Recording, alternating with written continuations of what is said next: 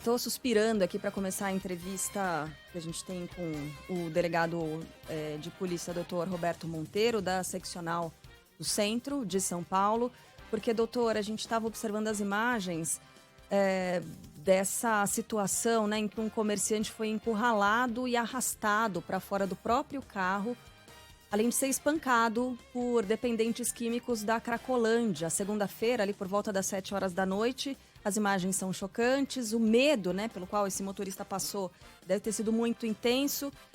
Ele sobreviveu, mas está machucado e muito assustado. Então a gente conversa agora com o doutor Roberto Monteiro, justamente para trazer informações sobre essas ações que estão sendo feitas, né, hoje, nessa quarta-feira, também na região da Cracolândia, para tentar coibir a ação desses criminosos. Porque mais do que dependentes químicos, essas pessoas são criminosas também, né, doutor Roberto? Bom dia. Bom dia a você também, a todos os ouvintes da Band News. Realmente, você está certíssima. Ser dependente químico não é salvo-conduto para ninguém praticar crimes. Então, aquele dependente químico que é apenas usuário de drogas, ele vai receber assistência de saúde pública, também assistência social, dentro do programa Redenção, da Prefeitura de São Paulo e também do Governo do Estado.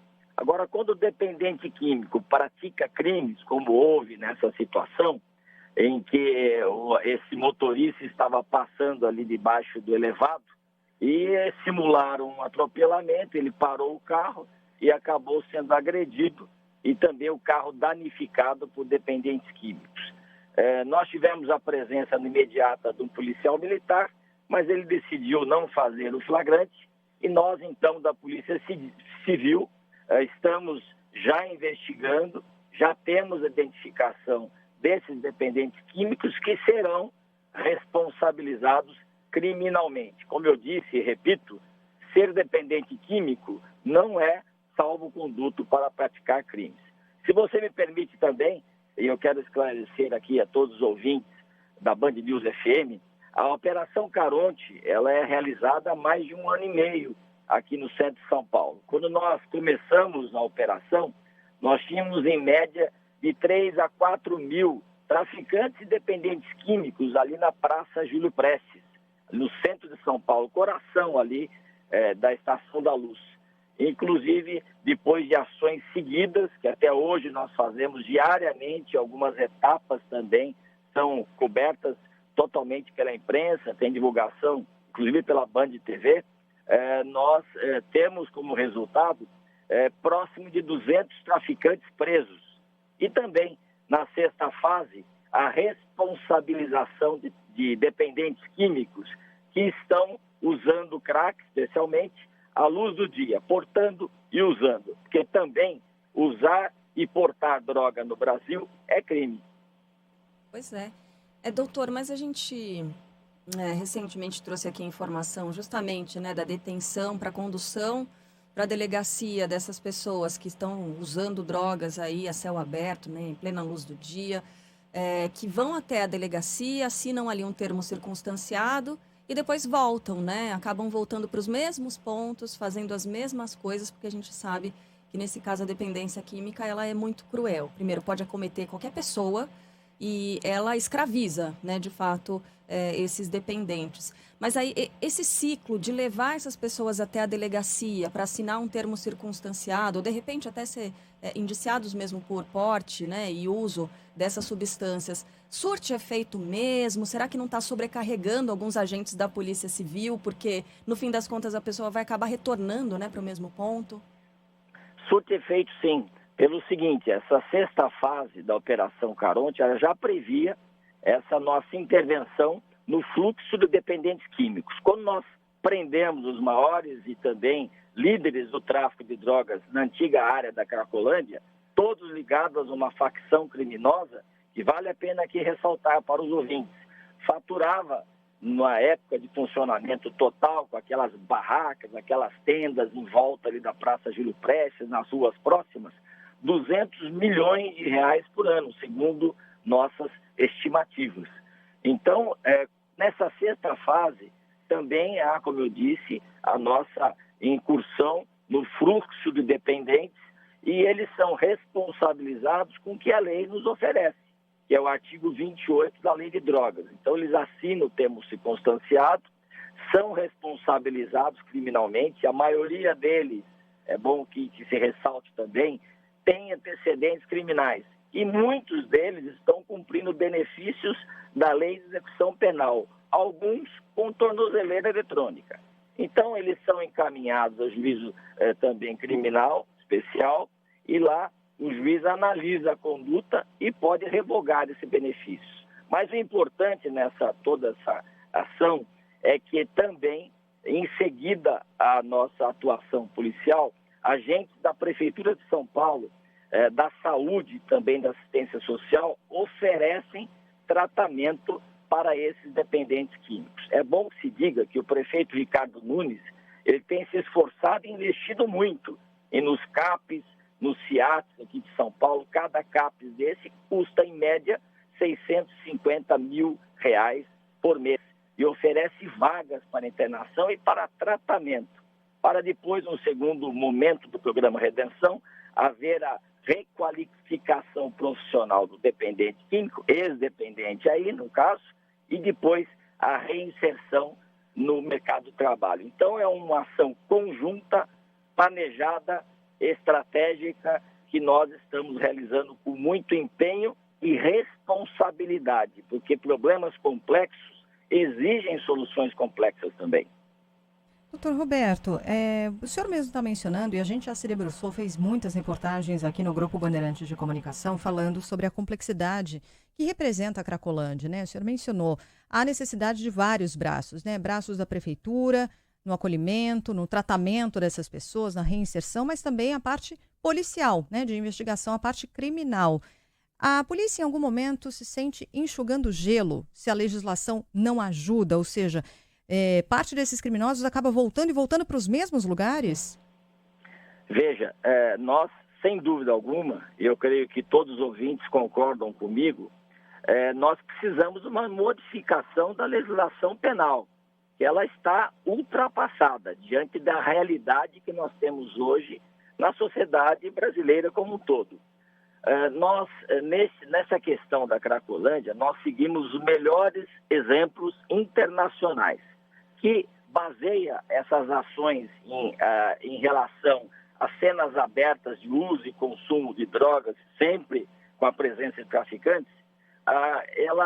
Esses exemplos mostram que uma política pública exitosa deve ser baseada em 3 pilares básicos. Primeiro, é a repressão ao traficante e ao crime, sem trégua. Segundo, é a assistência em saúde, também social, aos dependentes químicos. E terceiro, é a requalificação da área urbana, o que está sendo feito aqui em São Paulo. A Prefeitura de São Paulo lançou agora, recentemente, o programa de intervenção urbana já na área central. Inclusive, o prefeito Ricardo Nunes anunciou investimento de R$1 bilhão para requalificar as construções aqui do centro da nossa capital paulista.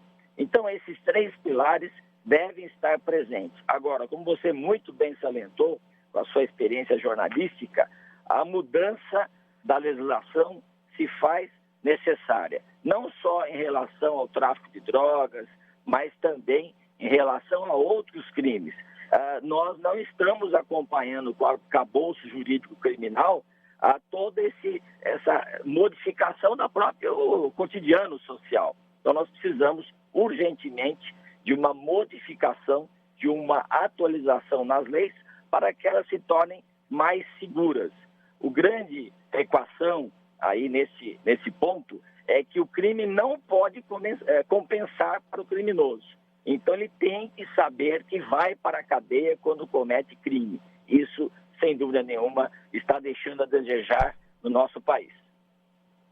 Então, deixa eu pegar esse gancho, doutor. A vítima disse que vai entrar com uma ação contra o Estado porque havia um policial militar e 2 guardas civis metropolitanos e nenhum deles interveio. No caso do policial, por que não? Veja, essa é uma pergunta que deve ser respondida pela Polícia Militar. Nós temos lá o comandante do CPA-M1, ali da nossa área central, O que eu posso dizer é que quando eu soube dessa situação à noite, já determinei que uma viatura da Polícia Civil da Primeira Seco se dirigisse ao local para dar apoio a essa vítima que foi agredida e que teve o carro danificado. E ela elaborou o boletim de ocorrência e nós imediatamente já começamos a investigar e temos esses indivíduos identificados. Então é importante, eu ressalto aqui, aproveitando a sua pergunta, que é oportuna, e repito, ser dependente químico não é salvo-conduto para a prática de qualquer tipo de crime. A Polícia Civil, Militar, Guarda Civil Metropolitana deve agir imediatamente nesses casos. É prisão em flagrante, é colocar o autor do crime, dependente químico ou não, atrás das grades. Eu tenho só mais uma. Os vizinhos da região na região onde aconteceu o crime relatam que não é a primeira vez que acontece uma tentativa de assalto por meio de um atropelamento forjado. A polícia já detectou esse novo tipo de crime em São Paulo?